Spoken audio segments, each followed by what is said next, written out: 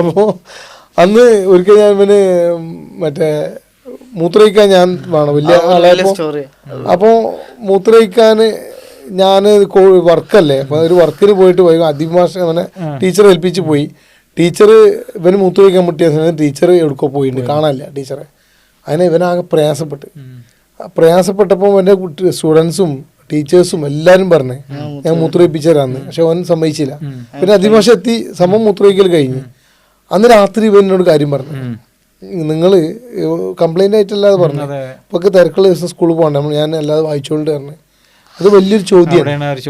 ആ ചോദ്യം മറ്റേ നമ്മൾ പ്രോഡക്റ്റ് ഉണ്ടാക്കാനെ കുറിച്ച് ആലോചിച്ച് ഞാൻ മരിച്ചു കഴിഞ്ഞാൽ മൂത്രം ഒഴിക്കണമല്ലോ, അപ്പോൾ ഒരു ഡിവൈസ് വേണം. ആ ചർച്ച ഞാനും എൻ്റെ ഫ്രണ്ടിന് ആർക്കിടെക്റ്റും കൂടി ചർച്ച ചെയ്ത് ഒരുപാട് പൈസ ചിലവാക്കിയിട്ട് പലതവണ ഉണ്ടാക്കും, പൊളിക്കും, മാറ്റും. അങ്ങനെ ടോയ്ലറ്റ് ഒരു മൂത്രപ്പുര ഉണ്ടാക്കി. ആരും വേണ്ട, അവൻ തന്നെ വാക്കറിൽ വന്നിട്ട് വീൽ ചെയറിൽ വന്നാണ് പിടിച്ച് കയറി എല്ലാ കാര്യങ്ങളും ചെയ്യാൻ പറ്റും.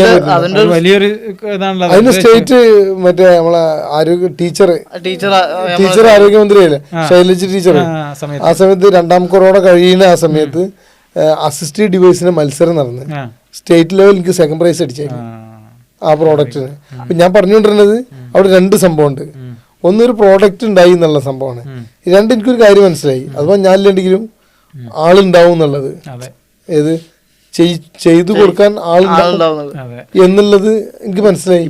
അപ്പൊ +2 ഞാൻ വീണ്ടും സ്കൂള് ഞാൻ പോണില്ല, നമുക്ക് പുളിക്ക ചേരാ എന്ന് പറഞ്ഞതിനോട്. അപ്പൊ അവന്റെ മാഷ് നസീഫ് മാഷ് പറഞ്ഞ് ഞാൻ കൊണ്ടുപോയി കോളാറ്.